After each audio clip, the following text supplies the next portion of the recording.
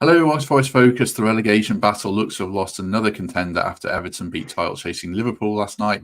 Can Nottingham Forest find a way to match that feat and beat Manchester City on Sunday?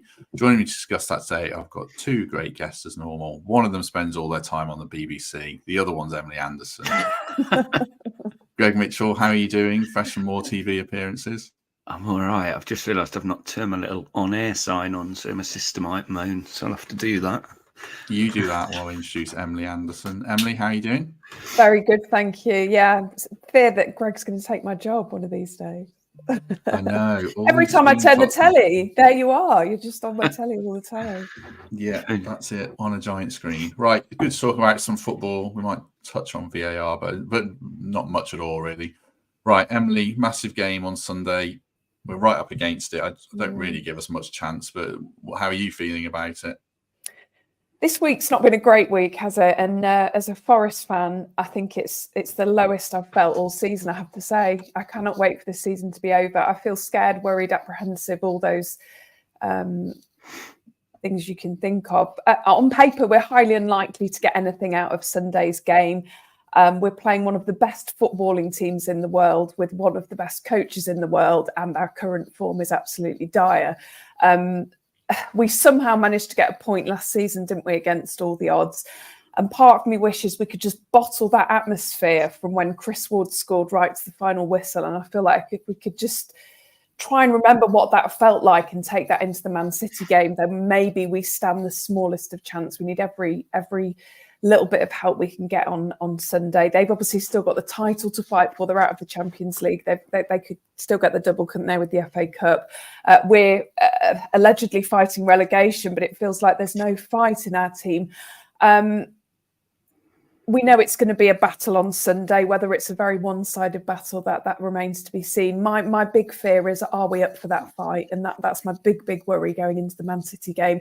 Because if we go into a game like that against a team that very rarely slip up, very rarely drop points, it could be embarrassing. I just hope somehow we manage to fight. And actually, if you look at the teams we've played in the top half of the division this season, although the results haven't gone our way against the likes of Arsenal, Liverpool and Man City, those are the games we seem to be up for. Liverpool at home, we were very unlucky. I think Arsenal away, we could have got something at the Emirates had the game gone on for a bit longer. So we seem to be able to drag ourselves up for those games. I just hope that we can on Sunday and hope that we can potentially get something out of it. Yeah, I mean, one of my big worries about this team is I don't think they'll realise they're in a relegation battle until they're sat on the pitch at Turf Moor on the final whistle, realising they're down. That's what kind of scares me about them. They don't have the look of a team that looks like they know they're in a dogfight. So I'm hoping we see that on Sunday. See some, even if we lose, see something about them that makes them believe they're putting everything into it. What about you, Greg? How are you feeling about it? Pretty similar, to be honest. It's a scary one. It's a lot different to last year, just because it was almost a free hit last year when we played them, where it's so critical now. Like every single scrap of a point is critical. But all I keep thinking is it's Man City, and for some reason I put Man City on this pedestal way ahead of Arsenal and Liverpool, where the league doesn't lie, really. They're pretty similar to them this year. I don't actually think they're as strong as last year. So we did put up a fight against Liverpool. Should have got a draw. We were okay against Arsenal. So you just never know. But like Emily said, I'm not sure whether the players actually feel it yet. And they're running out of time, especially now when you look at the table. I look at Burnley more than Luton and think they're a worry. And I don't want to go to that last game needing something. So it's games like this weekend where we just somehow have to find something we haven't found for a while. And we ended Arsenal's league campaign last season. Wouldn't it be incredible to do it to another team? But it'll be the toughest challenge yet for Nuno, that's for sure. I guess one thing you hope, Emily, is that we've had so much anger about VAR all season, but specifically this week. And I don't think the players have particularly channeled it the right way throughout. It feels to me like it's been an excuse too many times. But surely hopefully now we can use some kind of righteous indignation and just take that on the pitch, I guess. Would that be what we're looking for? I think we just need to forget about VAR because decisions are going to go against us. Decisions are going against every team. We've talked about the frailties of VAR more than I care to, really. I think we've just got to focus on how we play and go in there with the right attitude, not worry about VAR, there likely be VAR decisions on Sunday that will impact the game. They may go against us, they may go for us. Let's just play football. Let's not use it as an excuse every week, because the 3 penalties we should have got against Everton doesn't account for the fact that the team played terribly. So let's focus on actually playing some decent football and hoping that VAR does go our way on Sunday.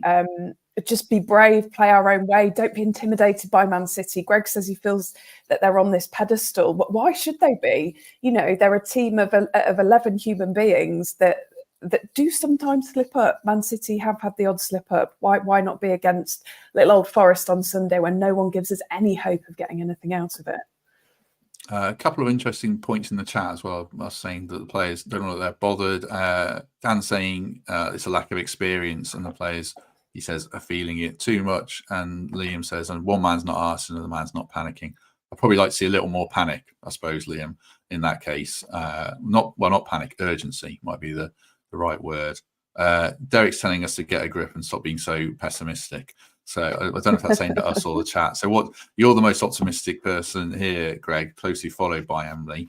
What chance do you give us of getting a positive result at the weekend? Same chance as last season. Yeah. But say we play this game 10 times. How many times do we get a draw, do you think? Or a win? Twice, realistically. Twice. But it's Man City have lost and drawn quite a few games away from home this season. I think Brentford did it, didn't they, when they were really poor? No, it might not have been Brentford, I can't remember. But they can lose games. The amount of pressure on that team at the minute, it's huge. They've just been knocked out of the cup they thought they were going to walk through, and they haven't. So there's always a chance, and we've just got to make sure we've got everything pointing in the right direction, and every little ball, every cross goes our way, most decisions go away. It can happen. They get a man sent off after 5 minutes. These things, the unpredictability of this league is what's great, and so hopefully it might just happen. What about you, Emily? We're playing this game 10 times. How many times are we getting anything? Oh, I wouldn't like to bet on that. I just think there's always a chance in whatever game you play. You can put 2 sides on a pitch and any result can happen. Not quite as extreme, but last night, look at Everton. Who'd have thought that they'd beat Liverpool 2-0 at Goodison? They've had an awful run in the Merseyside derby, and suddenly they pull off a win and made Liverpool look very ordinary. Man City are playing tonight. They've got a trip to Brighton, which isn't going to be easy for them. So potentially, could they be tired legs from tonight? Haaland's a doubt, isn't he? But I guess they've got a million other world-class players that they can bring in. There is always a chance. Like I said, we've turned up against the big teams, so why not? If we're thinking, oh, we're not going to get anything out of it, what's that saying to the players? We've got to be as positive and as upbeat as we can be, because like Greg said, this isn't a free hit this year. Last year it was great to get that point that we didn't think we were going to get against Man City at home. But we're in a dogfight, and if there's a chance that we could get 1 or even 3 points on Sunday, we've got to go for it. I don't see why not. Stranger things have happened. I guess last season, we were the only team to even take a point off City, I think, in February and beyond. So that was the 1 in 10 or 1 in 20 games. So it can certainly happen. How do you want to go about it, Greg? Because I spoke to the opposition preview is out tomorrow, and I spoke to a reporter from the Manchester News, said, what teams have success against City?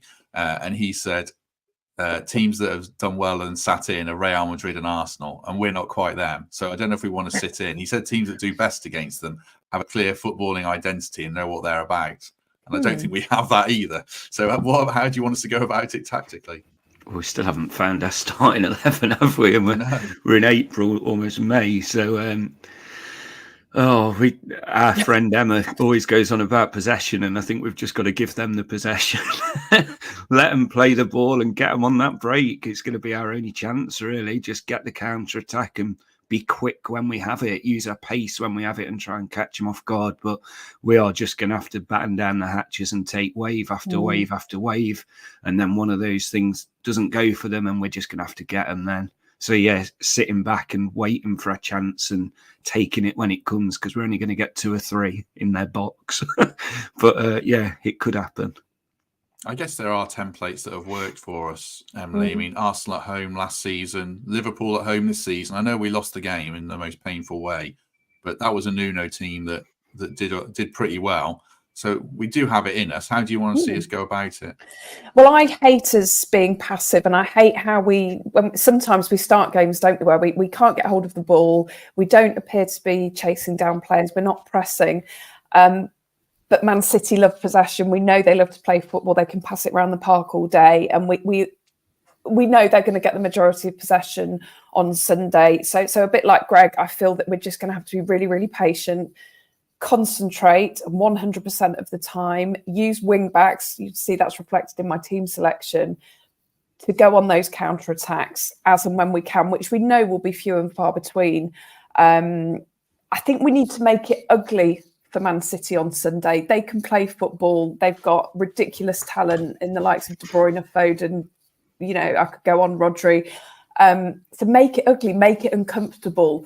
You know, use the crowd, use the fact that we're an old traditional stadium. The changing rooms won't be what they're used to. Make it really intimidating for them. And don't be passive. So yes, allow them to have the possession, be nipping at their heels every time. And I think that way we can possibly get something. Just before we come to our lineups, then a quick word for our sponsors, the Trent Navigation. Straight after the game on Sunday, Richie Muir is performing live on the stage, so do check that out. And also, there's the Rick Parfitt gig after the Chelsea game, and I spoke to Rick earlier in the week, and that came out yesterday. And he's a lovely guy, and he's really looking forward to that gig, and he really wants to do well and not let the fans down, which I found quite endearing, considering he's a guy who's played to huge audiences at the Isle of Wight Festival and stuff like that. And it was nice to hear his burgeoning love of Forest as someone who moved to the city 6 or 7 years ago, I think he said. So, yeah, that's after the Chelsea game as well. So 2 good events to check out then. Right, let's go to... Sorry, did you see Danscape's comment earlier saying how the nav should have the thing as you walk in saying bar, not far? I thought that was quite funny. Where was that? It was earlier on. It just made me chuckle. Maybe it's in advertising or something. Yeah, I can't. We'll stop highlighting his comments because I'll give him an ego, but he just put some funny ones in. Right, let's go to our lineups then. These are just in order that they've dropped in. So first we have got Greg's team, and I'll read it out and he can talk us through some thinking behind it. So it's Matt Sells in goal, back 3 of Omobamidele, Niakate and Murillo, Nico Williams and Ola Aina as wing-backs, Danilo and Yates in central midfield with Gibbs White and Hudson-Odoi in support of Chris Wood. I've sort of put the players roughly where I think you want them to be, Greg, from what you sent me, but talk around that about what you're thinking and why you've gone for a couple of those players. I just think we've got to have the 3 lads at the back just because they're going to be so busy. And I think in that position against these, it might just do us a little bit more of a favour. But the key for me was just having the likes of Nico Williams and Hudson-Odoi ready to go if the counter-attack's there and possible. I mean, Chris Wood picks himself because I don't think Taiwo's ready yet, is he? So Chris Wood has to play, and Gibbs White, obviously. He's and Yates just to win us those free kicks and just to be that little annoying guy in the middle who can frustrate him and, just do what he does best, really. So yeah, it was a tough one. All I did, if I'm honest, was look back at the Wolves team and shore it up at the back a little bit more. Well, if Nuno does that and it works, then I'm fully on board. I mean, I guess we're coming back to Ryan Yates a bit again here, but Yates versus Dominguez, is that fair to take Dominguez out after one game, or do we know what Yates brings and he's what fits the bill in this one? Yates just knows these games so much more, doesn't he? And when we've played Yates against these big teams, he's done all right, and we've got things. And I think on Sunday, when the substitution was made, there was a bit of a relief, and it looked a bit different in the middle. So, yeah, I think Yates has earned his spot. He's the kind of player for this game. Let's go to Emily's team because it's pretty similar, just a couple of different personnel. I'll read it out again for listeners who aren't with us on YouTube. Excuse me. Sells in goal, Omobamidele, Niakate, or that might be someone else, but Emily will explain, and Murillo, Williams and Aina as wing-backs again, Yates and Dominguez in midfield with Elanga and Gibbs White in support of Chris Wood. So a couple of different personnel there, Emily, but basically the same shape. What's your thinking behind your team? Well, I think we have to go for a back five. It may be deemed as a bit of a negative lineup, but I think that will really help with the potential counter-attacks, having Nico Williams bombing, maybe feeding Elanga on the right as he does that. I've gone for Dominguez over Danilo because I thought, to be kind, the midfield against Everton was anemic. It was just so passive. It just wasn't there. And Danilo frustrated me time and time again on Sunday. He's a hugely talented player and he's still very young and he's got a lot to learn. But I just feel like it's more of a game for Yates. And I'm sure I'll get pelted in the comments from people who say that Yates was having a terrible run. He had a terrible game against Wolves, I think it was it? When did he have that awful game? Was it against Wolves? But I think that, like Greg says, this is the game. This is the game for Yates. We need someone with not only the passion, but the ability to break up play, the ability to draw fouls. And I think that I'd rather have Elanga on the pitch as that attacking threat than Hudson-Odoi, because Hudson-Odoi, for all that he brings to the game, he just seems to do the same thing, cutting in, finding that blade of grass, ready to shoot. And I think the defenders have totally worked him out, and the Man City defence would be happy to nullify him, whereas Elanga's got a bit more pace, he's got a bit more about his game, hopefully whipping across into the box for Wood to get on the end of. So yeah, that's why I've gone for it. Oh, the only other personnel I would change is if Felipe's fit, I'd probably stick him in the middle instead of Niakate for his purely for his defensive heading, getting the ball out of danger ability. But I don't know where we are with his injury. And I know Bolly's not likely to feature either, is he? No. That's an interesting point about Hudson-Odoi I've not considered. I think you're right. I mean, Kyle Walker is going to eat Hudson-Odoi alive if he keeps doing the same thing. So, yeah, he needs to mix his game up a bit. What about Gio Reyna? He's not in your team. Was there any place for him or not? I feel like he's a bit of a luxury for Sunday's game because he's okay. I mean, what do you think, Greg? You know him better from his Borussia Dortmund days, but he's been fine. He's been great, but I think we need the pace, and I don't think he's got the pace of Elanga. He kind of, where he likes to play is in Gibbs White's position, which means Gibbs White isn't playing on the top of his game. Yeah, I'm not sure. I don't think I'd start Reyna.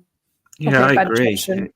He is a bench option at the minute. He's not done bad at all. He's not like set the thing alight, but I just think we've got to go steady. Got to go steady in what we know, and I don't think Reyna starts against Man City. I think that'd be very brave. Okay, so the reason we were late starting was because I was pissing around. Brushing your hair. Do I look like it? Doing a different team, something completely different that I don't think Nuno will pick, but I just wanted to present a different alternative around something that I don't know if this would work at all, actually.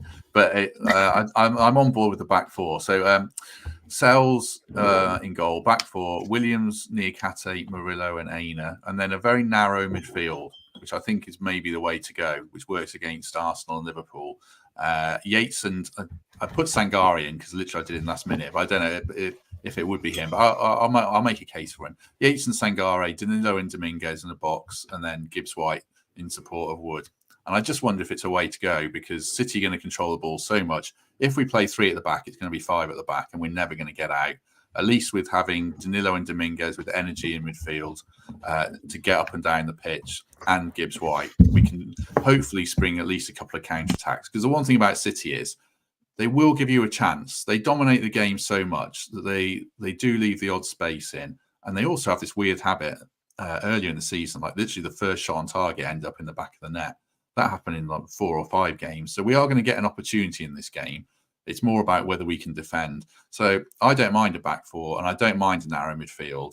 And it doesn't have to be Sangare at all. He's literally like, I've got 1 minute to go before this podcast. Who am I going to put in there? You could actually play Reyna where Dominguez is, and then have Reina and Danilo as the more advanced midfielders. But it's just the principle of trying to pack a midfield and frustrate and send them out wide and not let De Bruyne, get all the space and Foden come inside. So that was my thinking. I'll read the comments about how bad people think that is. But any thoughts on that, Emily? I quite like that, actually. When you first put the team up, it scared me having the back four, but actually that's a really tight midfield, isn't it? And maybe this is the game for Sangare to play against the world's elite. Maybe this is the game where he can actually play football. I wouldn't be against it if he started with that lineup. It'd be hugely surprising, but stranger things have happened. So there was no Elanga in that teim, was there, or Hudson-Odoi? So none of the pacey players, but I suppose you'd use maybe Nico as the pace man. It's an interesting lineup. I think as well, like Danilo, we've seen he can break beyond, and Dominguez can break beyond. So it's something different. And also, Greg, if you think back to when we drew with City last season, I'm sure our midfield was something ridiculous like Colback, Shelvey, Yates, and Freuler, which is not as good as that four on paper. But, it shows that if you can frustrate City, maybe, I don't know. We are just reading Danscape's comments, aren't we, and going from that. He's just said Shelby was in, which shocked me. Colback started as well, I'm sure, in that game. Yeah. But, it just shows, doesn't it? And who knows? I mean, we've had such bad news the last few weeks. It's just been rubbish after rubbish coming out of everywhere. And what if there is a massive surprise? What if a Taiwo is suddenly fit for this run-in? And you've got that option of Taiwo and Wood. I think that changes everything. So the more I sit here, the more I read the comments that we're not just being a bit delusional. There's still a chance. There is. I know, forgetting the Man City game, the entire run-in, there's a chance for points, and we just need that boost. And it might be a Sangare having a great game against City and finally doing what we've paid him for this season. And you just never know. It's certainly not over yet. And there's a lot of people who seems to be resigning themselves to it, and we're just not there. So it might be this game that changes some minds. That's a fair point, Emily. And when you look at the fixtures to come, like Sheffield United, they shipped another 4 goals last night at Man United, but I don't read too much into that. Chelsea, Fletch gave an impassioned speech about why they're so much better, and they got tanked 5-0, which I don't blame Fletch for, because you take Cole Palmer and Thiago Silva out of that team and they're different. But they are very flaky. So there's narratives around every game. We'll talk about Luton in a minute. There's always a narrative. I think it just comes down to us. And, can we as a team just stand up and do what we should have been capable of earlier this season? Yeah, that we've talked about it all season, haven't we? We've got the ability, we've got the quality in the players, but they don't seem to be able to translate every single week on the pitch, which is where we find ourselves where we are. But yeah, Sheffield United last night ended up losing 4-2 to Man United, having gone ahead twice in the game. They could be relegated by Saturday. We've had years of competition against Sheffield United, and it's always felt like a derby game, even though officially it's not. I just think we've got to go into that game knowing the Sheffield United game, that is, full of confidence, because we should be beating a Sheffield United. We should be getting something out of Burnley. And yes, I heard Fletch talking about Chelsea, and then they get tonked 5-0. Chelsea are inconsistent. So since we've been back in the Premier League, I think I'm right in saying they've not beaten us yet. So, remember stuff like that. And, Man City, well, you may end up getting undone by Kevin De Bruyne wonder strike. There's no shame in that at all. That happens to the best teams in the world. So I just think we've got to have that belief. That's all it's down to. It feels like a team that's totally lacking in confidence, a fan base that's feeling scared and frustrated as well. Maybe, like Greg said, maybe a positive result, whatever that may be, against Man City might be the trigger we need just to push us through for those last few games of the season. And that fight, Greg, because I don't think it didn't feel like it was there at Everton, but it was against Liverpool at home. If we perform, is that something we can take from it, even if we lose the game, if we put up a real fight? It's just this time of the season, isn't it? It's results, not performances now. towards the start of the season, you can lose 2-0 or whatever it was at home to Arsenal and really put up a good fight, and you walk out with your head held high. It's too late for that now. There's 2 home games left against, I know Chelsea were poor, but 2 good teams. And we've got to get results. We have to get points from somewhere. So the fight isn't going to be good enough. We've got to get results. Let's talk quickly about the other games then and see what narratives we can spin and derive from them in our favour. Wolves versus Luton and Man United v Burnley are probably the main 2. I mean, I think Everton are out of it now and they've got Brentford, so that's another team at the bottom. So Man United v Burnley, Greg, Man U were awful but should be able to beat them. But if Burnley gets something, do we start absolutely panicking then?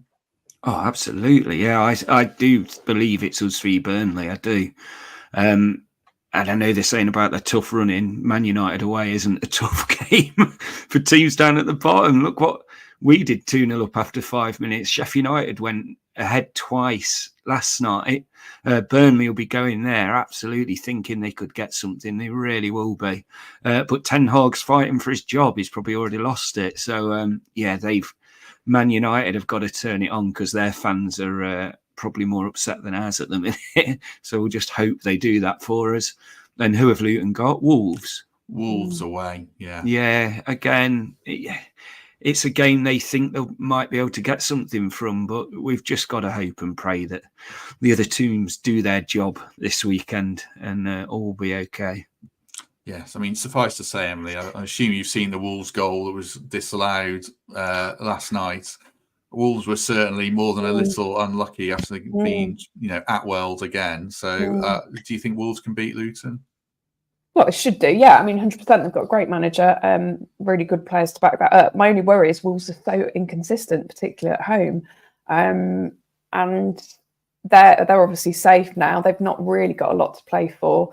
And as we know, Luton are that team that just won't go away, although they've had 2 absolute drubbings, haven't they, against Brentford and Man City. I'd like to think that Wolves could get something out of that game. They were really unlucky last night.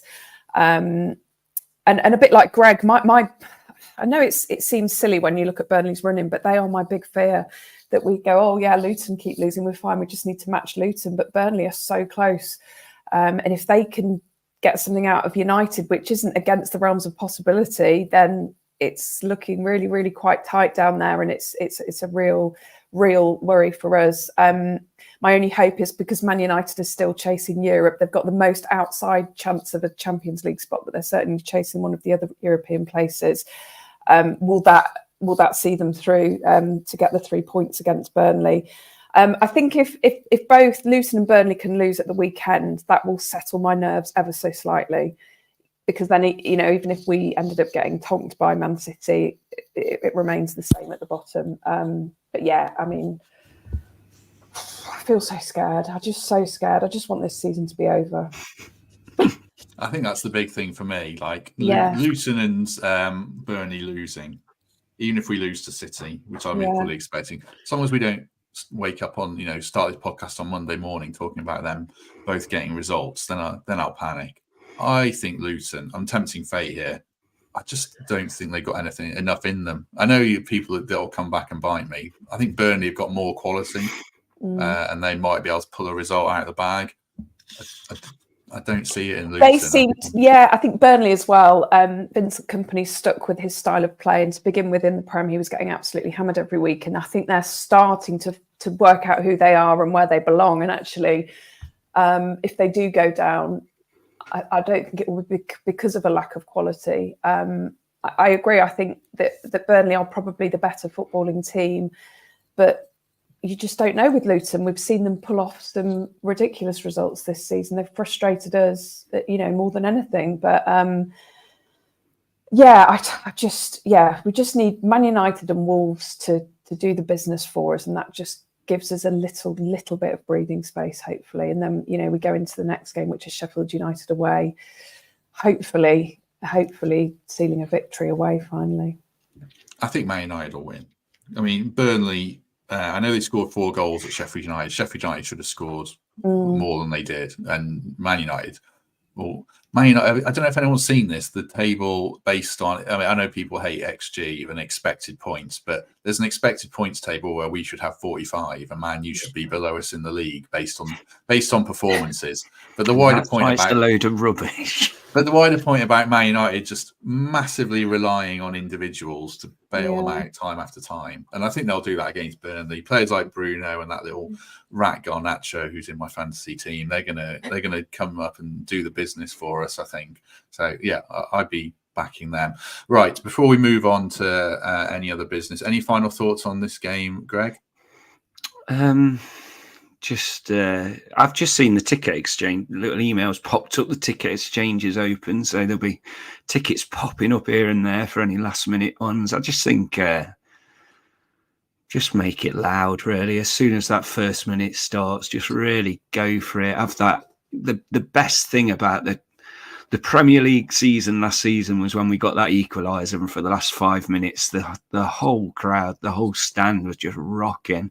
And there was that famous 5 Live bit where they just said, listen to this and stop speaking. And we haven't had that this season. I can't remember one game where we've just felt that absolute euphoria. So you never know. Just never give up. I hate the Premier League. I hate everything about it. I hate the fact we're a little number in there, just there. It feels like we're there to make up and never get any further. But I still don't ever want to leave it. So you have this weird relationship with the stinking thing.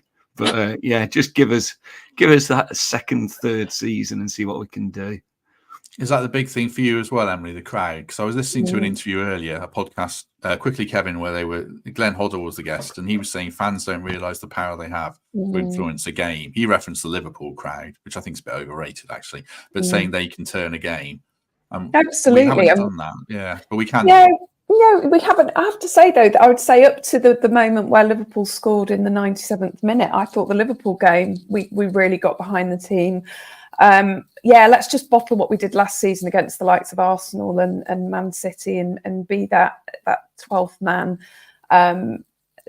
When you're in a stadium where it's really loud, like it was when Chris Wood scored last season, it gets you going as well. And then it felt like the whole stadium was literally bouncing. It was just insane. So I just really hope Forest can start positively and not in that passive nature that we know they can, and that the crowd get behind the team from minute one. And whatever happens on Sunday, let's just keep going. And a bit like Greg, God, I hate the Premier League, but I desperately want Forest to stay in it. So just get behind the team. Just get behind the team. Let's forget about all the off-field matters, because we can't control any of that. We can't control VAR, but we can control how we support our team. So just keep going. Quick word for our second sponsors before we move on to any other business and final thoughts. Thanks to Home Move Estate Agents and Ben Sales, big Forest fan. He was at our live show, and like I said earlier, lovely guy. So if you're looking to buy or sell a house, they are the people for you. Link to their website is in the description. But for those who are listening, I'll read out their number if people still use landlines and make phone calls. It's 0115 832 1321. They are 5-star rated on Google as well, so I'm sure they will do a top job for you. Right, any other business, Emily, before we go? No, nothing at all for me today, thank you. Greg Mitchell, anything from you?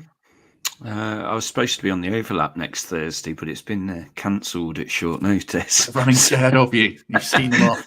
I'm gonna say that, but I'm not sure. I do. It is a pantomime, like someone's just said in the comments, but it is amusing, this stuff that's going on now, isn't it? But also on a more serious note, if you haven't seen it already, because we only put it out at midday, I think Forza have done not myself, I'm not good enough for stuff like this, but Forza have done quite a comprehensive look at the season ticket pricing.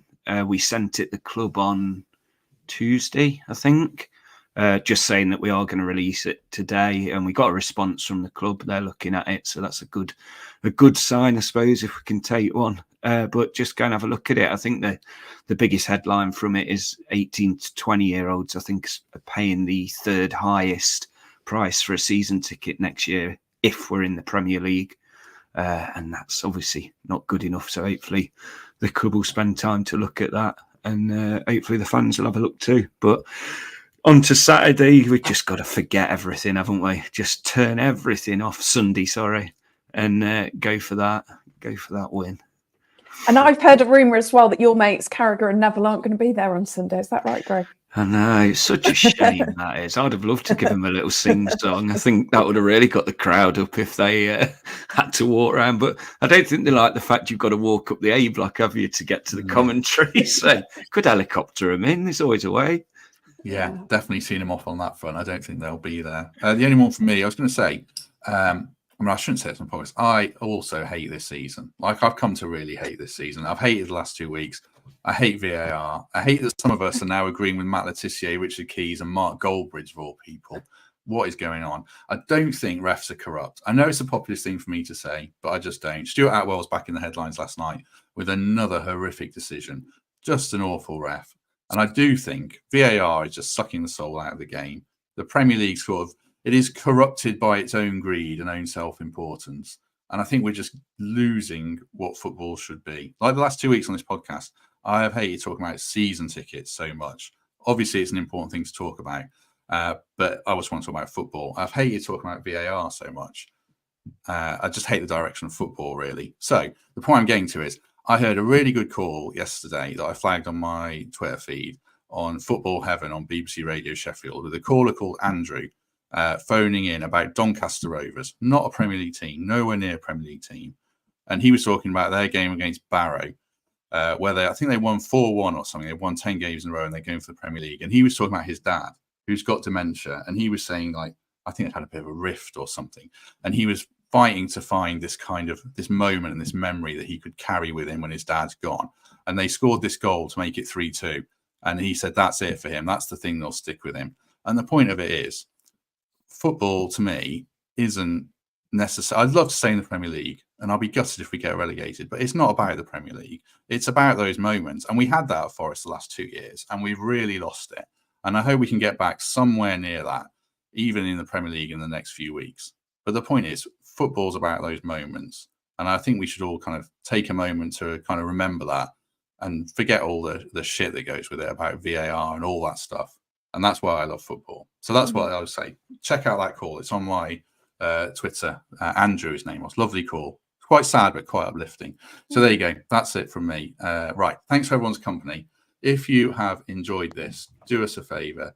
Hit like, hit subscribe. Don't be put off by my monologue too much there. Give us a good review on iTunes. You can become a channel member and just spread the word in general. Good to have 330 people with us. Greg, thank you very much.